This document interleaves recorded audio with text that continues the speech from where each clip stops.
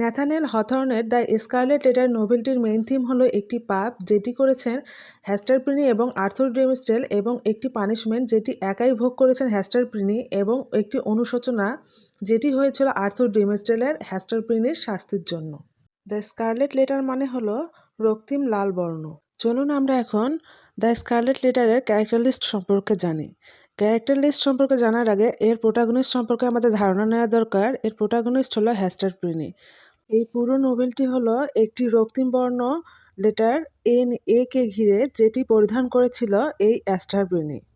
Arthur ডিমেস্টেল হলো Boston শহরের একজন মিনিস্টার বা ধর্মযাজক, যার সাথে হেস্টার প্রিনির অবৈধ সম্পর্কের কারণে একটি সন্তান জন্ম নিয়েছিল। পার্ল হলো হেস্টার প্রিনি এবং আর্থার ডিমেস্টেলের সেই অবৈধ সন্তান। রজার সিলিংওয়ার্থ হলো হেস্টার প্রিনির প্রাক্তন স্বামী, যিনি 2 বছর আগে হেস্টার প্রিনিকে ছেড়ে চলে গেছে। গভর্নর বিরিংহাম, তিনি হচ্ছে বস্টন শহরের গভর্নর, এবং তার বোন হচ্ছে মিস্ট্রেস হিবিন্স। জন উইলসনও হলো এখানকার, অর্থাৎ এই বস্টন শহরের একজন ধর্মযাজক। Let's come to the mainstream এর সামারি। পুরো গল্পটি রেড লেটার এ কে ঘিরে, যেটি পরিধান করানো হয়েছিল হেস্টার প্রিনিকে। এবং কেন এটি হেস্টার প্রিনিকে পরিধান করানো হয়েছিল, মূলত এটি নিয়ে আমাদের এই নোভেলটি। আমাদের এই গল্পটি শুরু হয় একটি জেলখানার সামনে থেকে, যেখানে শাস্তি মঞ্চ রয়েছে, বা যাকে আমরা বলি স্কাফোল্ড। উৎসুক জনতা দাঁড়িয়ে আছে এই স্কাফোল্ডকে ঘিরে, যে এখানে কি শাস্তি দেয়া হবে।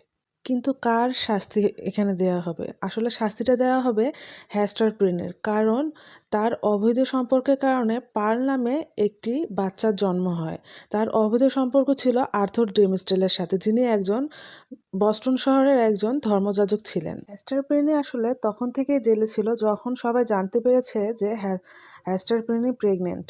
আর যখন তার বাচ্চা পার্ল হয়ে যায়, তখন তাকে এই শাস্তি মঞ্চে শাস্তির জন্য নিয়ে আসা হয়। আর যখন হেস্টার প্রিনি শাস্তি মঞ্চের দিকে এগোচ্ছিল, বিভিন্নজন বিভিন্ন মন্তব্য শুরু করে তাকে নিয়ে।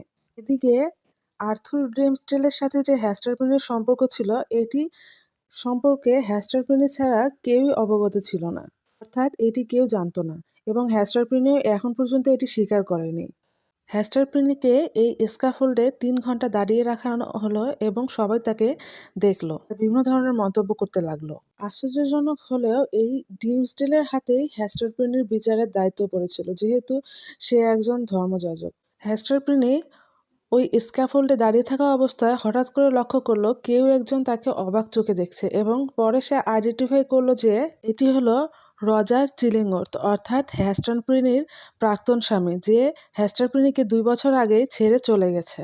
এদিকে চিলিংওর্থ আশেপাশের অনেককে জিজ্ঞাসা করতে লাগলো আসলে এই মহিলাটা কেন শাস্তির জন্য অপেক্ষা করছে বা স্ক্যাফোল্ডে দাঁড়িয়ে আছে। তখন সবাই তাকে বিষয়টা জানালো যে এই মহিলাটা একটি স্ক্যাম করেছে, যেটি হচ্ছে তিনি কারোর সাথে অবৈধ সম্পর্ক করেছে এবং একটি বাচ্চা জন্মদান করেছে। পরবর্তীতে কি হলো, তাকে আবার জেলখানায় নিয়ে যাওয়া হলো, এবং এই জেলখানায় থাকাকালীন সময়ে পার্ল কিছুটা অসুস্থ হয়ে গেল, এবং এই পার্লকে সুস্থ করার জন্য রজার চিলিংওর্থকে আবার কল করা হলো, কারণ রজার চিলিংওর্থ ভেষজ উদ্ভিদের ওপর 2 বছর পাণ্ডিত্য লাভ করে, এবং তিনি একজন ভালো চিকিৎসক হয়ে যায়, এই জন্য তাকে ডাকানো হয়। পার্লের চিকিৎসার জন্য যদিও রজার চিলিংওর্থকে কল করা হয়, কিন্তু হেস্টার প্রিনি এতে সায় দেয় না। সে ভাবে সে হয়তো পার্লের কোনো ক্ষতি করে দিতে পারে। তখন চিলিংওর্থ হেস্টার প্রিনিকে অভয় দিল যে সে পার্লের কোনো ক্ষতি করবে না। তখন হেস্টার প্রিনি পার্লের চিকিৎসার জন্য চিলিংওর্থকে নিতে রাজি হয়ে গেল। একসময় হেস্টার প্রিনি জেল থেকে ছাড়া পেল, এবং সে ডিসাইড করলো সে অন্যত্র কোথাও চলে যাবে লোক লজ্জার ভয়ে। কিন্তু পরক্ষণে আবার ঠিক করলো সে কেন এই বস্টন শহর ছেড়ে চলে যাবে, যেখানে তার লাভার রয়েছে। সে বস্টন শহরের কাছাকাছি একটি পাহাড়ি এলাকায় তার একটি বাসা নিল, এবং সেখানে বসবাস করতে লাগলো পার্লের সাথে।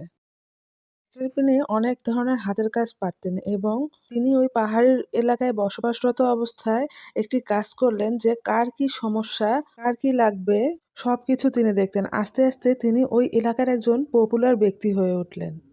যে কারো বিপদে আপদে তিনি পাশে থাকেন, তাকে ডাকলেই সবাই পেয়ে যায়। আস্তে আস্তে সবাই তাকে ভালোবাসতে শুরু করে, এবং তিনি ওই এলাকার একজন মোস্ট পপুলার ব্যক্তি হয়ে যান। হেস্টার প্রিনি এটা ভুলে গিয়েছিলেন তার পক্ষে যে একটা রেড লেটার এ দেওয়া হয়েছে তার শাস্তি স্বরূপ। এই বস্টন শহরের গভর্নর বিলিংহাম হ্যাস্টারপিনিকে একটি দস্তানা দিয়েছিল তার হাতের কাজের জন্য।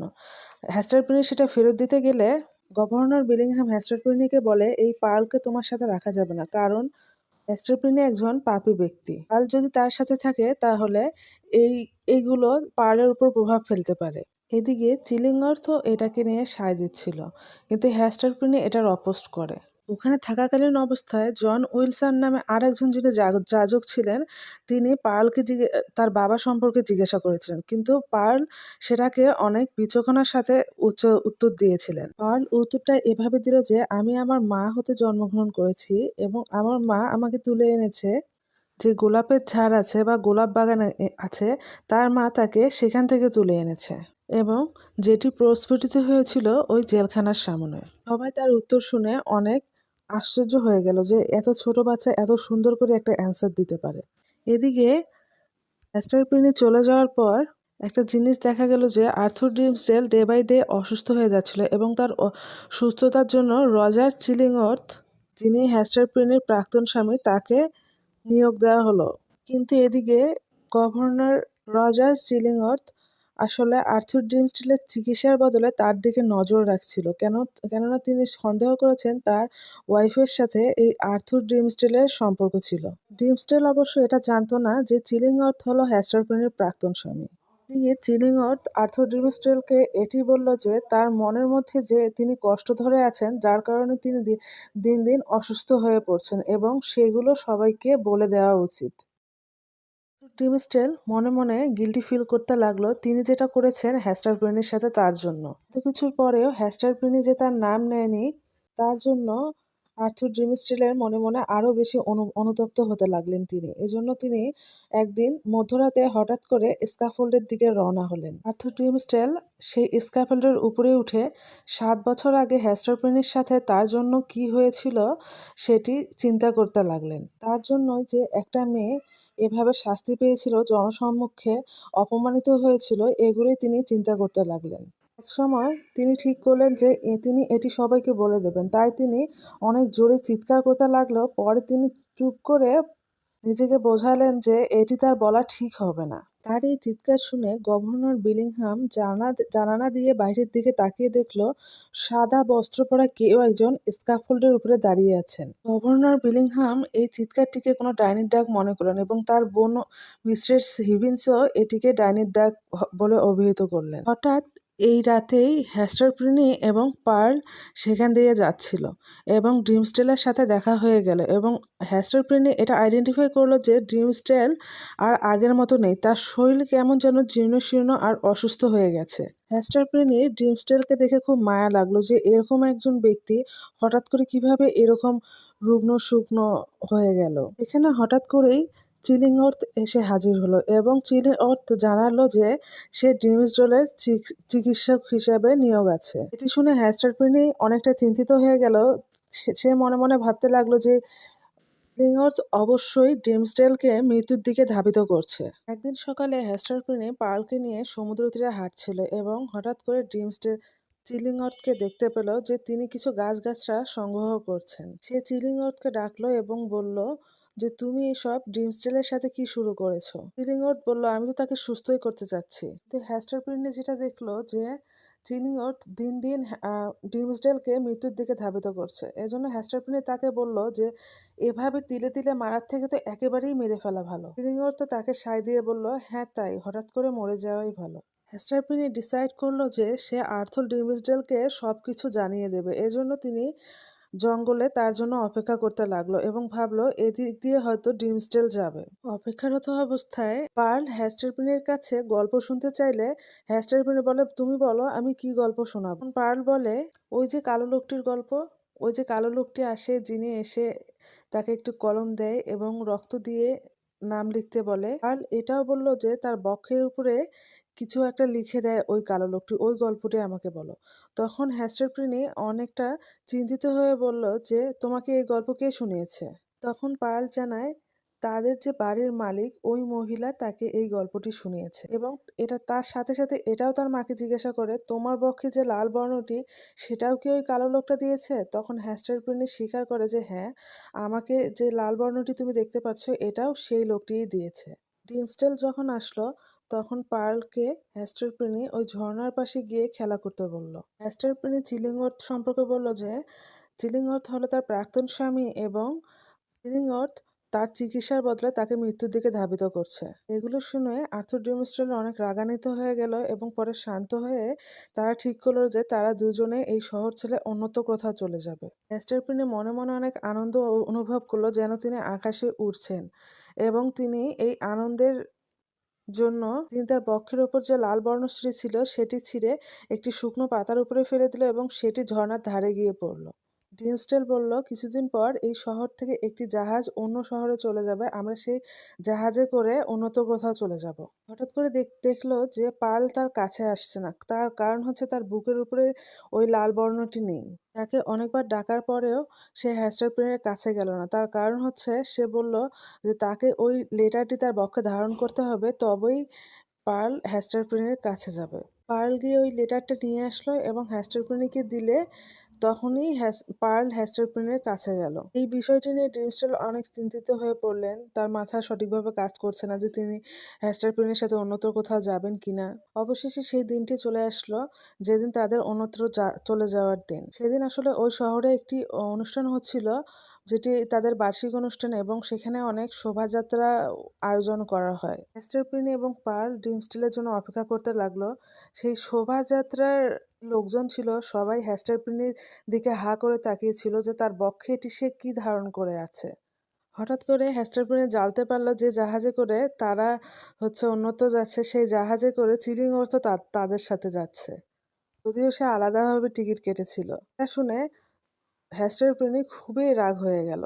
শোভাযাত্রা যখন থেমে গেল সেখানে ডিমস্টেল একটি নির্বাচনী ভাষণ দিল এবং সেই ভাষণটি এত বেশি স্ট্রং ছিল, সবাই আসলে বলাবলি করতে লাগলো এই ধরনের নির্বাচনী এবং স্ট্রং একটি বক্তব্য শুধু ডিমস্টেলের পক্ষে দেয়া সম্ভব। এদিকে ডিমস্টেলের শরীর মন যতটা দুর্বল ছিল তার থেকে তার বক্তব্য অনেক বেশি স্ট্রং ছিল। হঠাৎ করে ডিমস্টেল আরও বেশি অসুস্থ হয়ে গেল এবং সে ফিল করতে লাগলো যে সে আর হাঁটতে পারছে না, একদম সামনের দিকে এগোতে পারছে না। হঠাৎ করে তিনি শাস্তি মঞ্চের দিকে এগিয়ে গেলেন এবং তিনি হ্যাস্টার প্রিনি এবং পার্লকে তার সাথে যেতে বললেন। তখন ডিমস্টেল বলতে লাগলো 7 বছর আগে যে এই মহিলার একটি বিচার হয়েছিল এবং তিনি তার বক্ষে এই লেটারটি ধারণ করে আছেন, সে যেভাবে পাপী তেমনিভাবে আমিও একজন পাপী। হঠাৎ করে তিনি তার বক্ষ উন্মুক্ত করে দিলেন এবং সবাই দেখলেন তার বুকেও একটি লেটার চিহ্ন রয়েছে এবং তিনি এটি দেখানোর মাধ্যমে মৃত্যু করে ঢলে পড়লেন। মৃত্যুর আগে তিনি পার্লকে বললেন তার কপালে একটি চুমু দিতে। ডিমস্টেলের মৃত্যুর বছরখানেক পরে এই চিলিংওয়ার্থেরও মৃত্যু হলে হ্যাস্টার প্রিনি শহর ছেড়ে অন্যত্র চলে যান এবং অনেক বছর পরে তিনি ফিরে আসেন, কিন্তু একা ফিরে আসেন। চিলিংওয়ার্থ যখন মৃত্যুবরণ করলো সব সম্পত্তি পার্লকে দিয়ে গেল। শহরে পার্ল একটি ভালো ছেলেকে বিয়ে করে অনেক সুখে সংসার করছে এবং হ্যাস্টার প্রিনি এই বস্টন শহরে যখন ফিরে আসলো তখন তার মৃত্যু হলো এবং তাকে ডিমস্টেলের কবরের পাশে তাকেও দাফন করানো হলো এবং 2 কবরের মাঝখানে ওই অক্ষরটি ঝুলিয়ে রাখা হয়। আর এভাবেই আমাদের এই নোভেলটি শেষ হয়। ইজি ইংলিশ লিটারেচার অলওয়েজ আপনাদের অনেক জটিল এবং কঠিন বিষয় অনেক ছোট এবং সহজভাবে উপস্থাপন করার চেষ্টা করে। আপনাদের যদি বুঝতে কোথাও অসুবিধা হয় তাহলে প্লিজ কমেন্ট বক্সে জানাবেন এবং এইসব গল্প সম্পর্কিত আরও কোনো প্রশ্ন থাকলে সেটিও আমাদেরকে লিখে জানাবেন। ধন্যবাদ সবাইকে। Thanks for watching my video.